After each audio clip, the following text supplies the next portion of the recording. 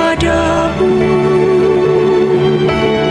Untuk Engkau aku hidup, untuk Engkau aku mati. Salam sahabat doa kekuatanku, jumpa lagi bersama dengan kami dalam doa dan renungan kita hari ini, Selasa tanggal 5 November 2024. Doa kita hari ini bersama Suster Maria Gordiana PRR dan renungan bersama saya Suster Maria Magda PRR, dengan bacaan diambil dari Injil Lukas bab 14 ayat 15 sampai 24. Bapak, Ibu, Saudara-saudari, mari kita memulai permenungan kita dengan mengundang kehadiran Roh Kudus melalui lagu Veni Creator.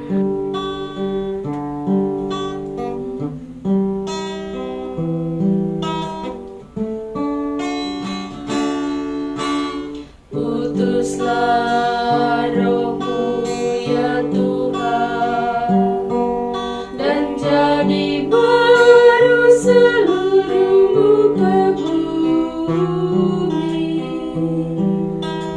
Allahku, nama-Mu hendak ku puji. Engkau amat agung, berdan sinar kebesaran.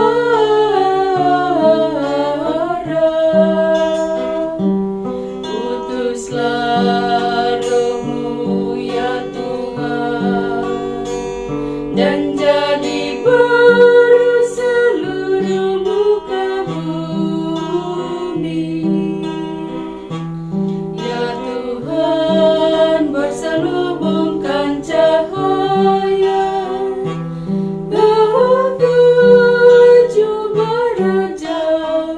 langit kau pasang bagai kemah.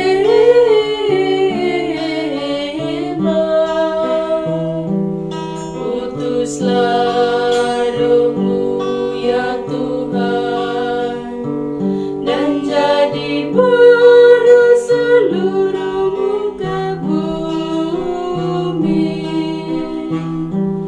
Firman-Mu disampaikan oleh angin, api yang berkobar, tunduk padamu bagai hamba.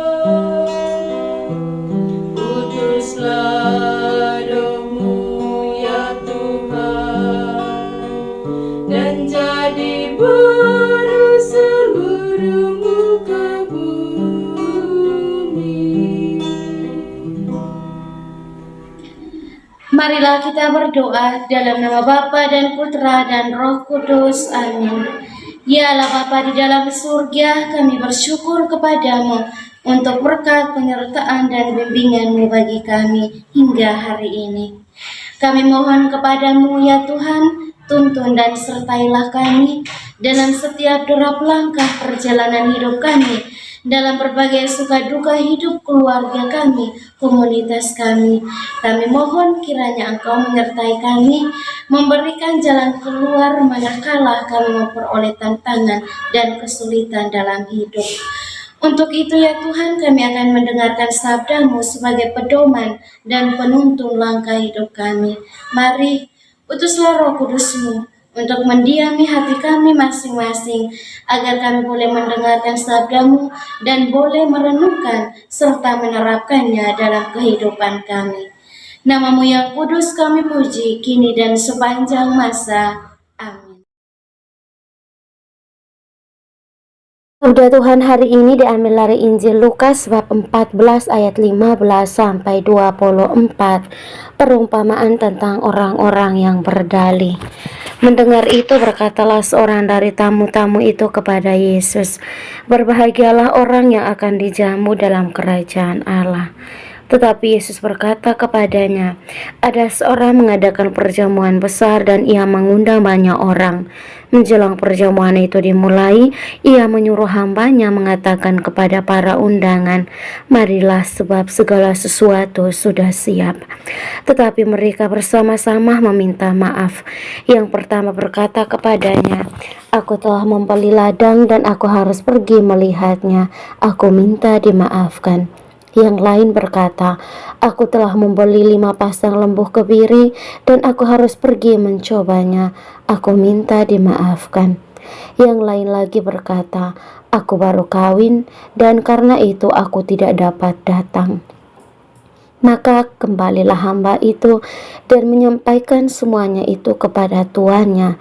Lalu murkalah tuan rumah itu dan berkata kepada hambanya, pergilah dengan segera ke segala jalan dan lorong kota dan bawalah kemari orang-orang miskin, orang-orang cacat, orang-orang buta dan orang-orang lumpuh.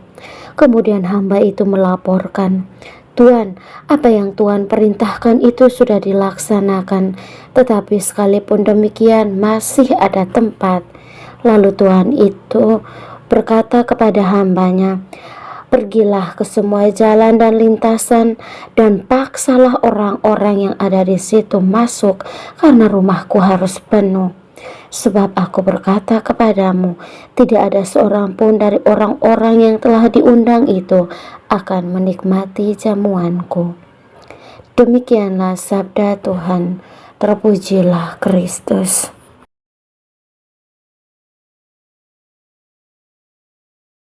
Ibu saudara-saudari yang terkasih dalam Kristus Yesus, kita baru saja mendengarkan perumpamaan tentang orang-orang yang berdalih.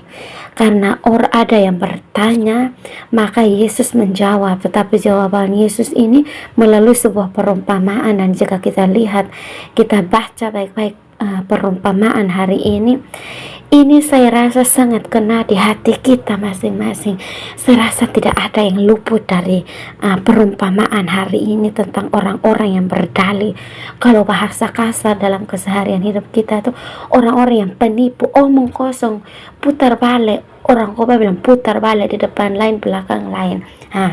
Itu kisah Injil hari ini. Jadi saya berpikir bahwa perumpamaan hari ini tuh sangat mengena dalam keseharian hidup kita, Bapak Ibu. Di dalam Injil tadi kita dengar bahwa ada orang-orang yang diundang untuk datang ke pesta yang diadakan oleh seseorang begitu. Dan bukan seperti kebiasaan orang-orang kampung. Kalau di kota tuh jarang saya temui, tapi di kampung, termasuk di kampung saya sendiri, kalau misalkan satu keluarga dia mengadakan acara, maka orang-orang yang diundang ketika datang dia harus membawa bagian, bawa baskom. Tapi di dalam baskom itu tidak kosong, ada isi, ada beras lah, ada kopi, gula, pokoknya bermacam-macam, harus bawa bagian begitu. Tapi dalam Injil kan kita tidak dengar orang-orang yang diundang tuh pergi harus bawa baskom lah, harus bawa beras, bawa bagian ini itu kan tidak. Pergi kosong saja, pergi kosong, hanya pergi tinggal makan, tapi masih saja banyak alasan. Tadi dikisahkan ada beberapa alasan, dan alasan orang pertama dan orang yang kedua, orang ketiga, kalau mau dipikir-pikir tuh tidak masuk di akal sehat. Kan kau hanya pergi ikut makan lalu pulang, lalu kau bisa pergi ladang itu kan dia orang tidak curi tuh, dia tetap di situ. Jadi hari ini kau pergi ikut undangan, besok kau pergi lihat kan tidak masalah. Itu bukan satu problem. Kau harus mati-matian harus ke sana kan tidak mungkin. Nah, Bapak Ibu saudara-saudari, sebenarnya inti dari perumpamaan ini adalah Yesus mau mengajak kita dan sebenarnya mau mengkritisi kita, umat beriman dewasa ini yang lebih mementingkan urusan-urusan duniawi daripada urusan-urusan surgawi atau kehidupan rohani dan lain sebagainya yang terkait dengan relasi untuk semakin mengakrabkan diri kita dengan Tuhan Yesus. Begitu Bapak Ibu. Jadi orang punya alasan-alasan yang sebenarnya alasan sesaat, alasan yang hanya memberi keenakan di hati dan mata sesaat, lalu sebentar sirna, hilang, habis total. Karena itu kan hanya kebahagiaan semu, kebahagiaan duniawi dibandingkan dengan ajakan Yesus untuk turut ambil bagian di dalam kehidupan menggereja, di dalam perjamuan kudus bersama dengan kita. Hanya menempatkan waktu sesaat, misalkan hari Minggu, hanya hari Minggu, satu minggu kita pergi ke gereja itu satu kali saja, Bapak Ibu Saudara-saudari. Tapi apakah kita melakukan itu dengan tulus? Apakah kita pergi ke gereja dengan hati yang damai, hati yang tenang? Atau kita merelakan diri, waktu, tenaga untuk bergabung dalam kegiatan-kegiatan rohani yang diselenggarakan di dalam lingkungan, di gereja, atau bahkan di dalam komunitas dan rumah kita masing-masing. Tapi apakah itu kita lakukan? Nah, Bapak Ibu Saudara-saudari, perumpamaan tentang orang-orang yang berdalih, bahasa kasarnya orang-orang penipu, omong kosong, mafia, kalas kakap. Nah, bahasa-bahasa ini nih yang cocok dengan keseharian hidup kita. Mungkin kita juga merasa bahwa bacaan ini menjadi sebuah teguran untuk saya. Apakah saya ini nih termasuk orang yang penipu, yang omong kosong, tukang mafia di mana-mana? Maka ini menjadi introspeksi untuk diri kita masing-masing. Bacaan ini menjadi landasan untuk kita kembali melihat ke dalam diri kita masing-masing. Apakah selama ini saya sudah menggabungkan diri di dalam setiap kegiatan-kegiatan rohani, ataukah saya masih berdalih, saya masih tipu, masih omong kosong banyak untuk melaksanakan apa yang menjadi keinginan duniawi saya semata. Oleh sebab itu, Bapak Ibu Saudara-saudari, sekali lagi mari kita masuk ke dalam diri masing-masing dan melihat kembali ke dalam pribadi kita, karena hanya kita sendiri yang mampu melihat perkembangan dan juga kemunduran dari pribadi masing-masing. Amin. Setelah mendengar dan merenungkan sabda Tuhan, marilah kita menyampaikan doa-doa permohonan kita. Kita berdoa untuk semua mereka yang sedang sakit, anggota keluarga kita maupun siapapun mereka. Secara khusus untuk saudara-saudari kita di dalam YouTube Doa Kekuatanku Channel yang sedang sakit, entah apapun itu sakit mereka, mari kita memohon uluran dan berkat Tuhan agar Tuhan boleh menjamah bagian tubuh mereka yang sakit. Dan kita juga mohon rahmat, kekuatan, serta ketabahan hati bagi mereka, sehingga mereka mampu untuk melihat penderitaan yang mereka alami sebagai bagian dari membantu Yesus untuk memikul penderitaan hidupnya. Marilah kita mohon, kabulkanlah doa kami ya Tuhan. Kita juga berdoa untuk semua yang telah meninggalkan ajaran gereja Katolik. Kita berdoa kiranya melalui doa-doa kita, Tuhan Yesus bersama Bunda Maria boleh menggerakkan hati mereka agar kembali kepada jalan dan ajaran Yesus Kristus yang benar. Marilah kita mohon, kabulkanlah doa kami ya Tuhan. Kita berdoa untuk diri kita sendiri, dimanapun itu kita berada, dengan segala pergulatan, dengan segala pergumulan dan pekerjaan yang Tuhan percayakan kepada kita. Kiranya dari hari ke hari kita senantiasa sehat dalam bimbingan dan penyertaan Tuhan, dan kiranya setiap pekerjaan dan karya yang kita kerjakan boleh menghasilkan rezeki yang cukup demi mencukupi kebutuhan dalam hidup keluarga masing-masing. Marilah kita mohon, kabulkanlah doa kami ya Tuhan. Kita berdiam diri sejenak, menyampaikan doa dan permohonan kita.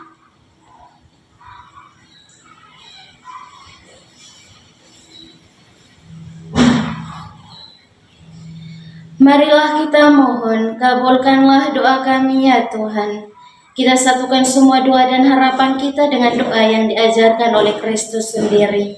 Bapa kami yang ada di surga, dimuliakanlah namamu. Datanglah kerajaanmu, jadilah kehendakmu di atas bumi seperti di dalam surga. Berilah kami rezeki pada hari ini dan ampunilah kesalahan kami, seperti kami pun mengampuni yang bersalah kepada kami.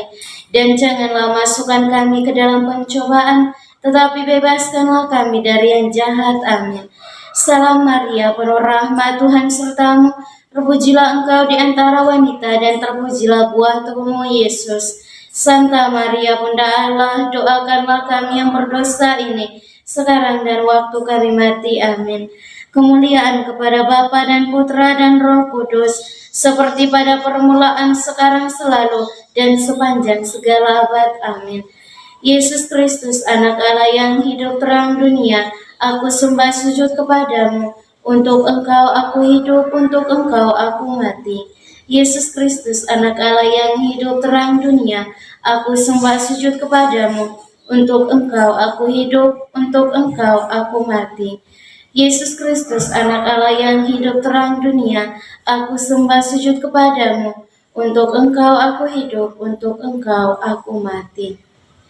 Mari Bapak Ibu Saudara-saudari yang terkasih, kita memohon berkat Tuhan melalui tangan imamnya. Tuhan sertamu dan sertamu juga. Saudara dan saudari keluarga-keluarga kita senantiasa dilindungi, dibimbing dan diberkati oleh Allah yang Maha Kuasa, Bapa dan Putra dan Roh Kudus. Amin. Terima kasih Bapak Ibu para sahabat untuk kebersamaan kita pada hari ini. Jumpa lagi bersama dengan kami dalam doa dan permenungan kita di hari selanjutnya. Kami akan selalu hadir untuk menyapa setiap hati.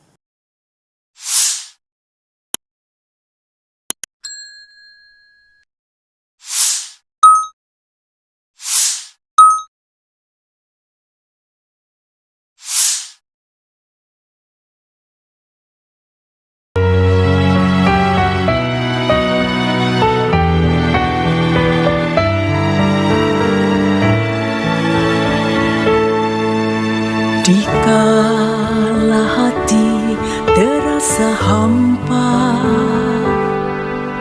doa jadi kekuatan. Ketika terbersit sejuta angan, doa jadi tempat curahan. Di saat raga terasa lelah, doa tempat pengharapan. Tinggallah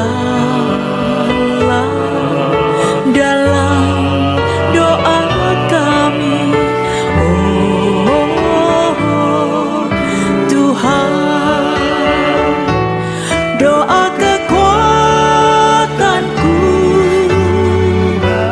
dalam nama Yesus Kristus. Engkaulah terang dunia, dalam doa aku sembah sujud padamu.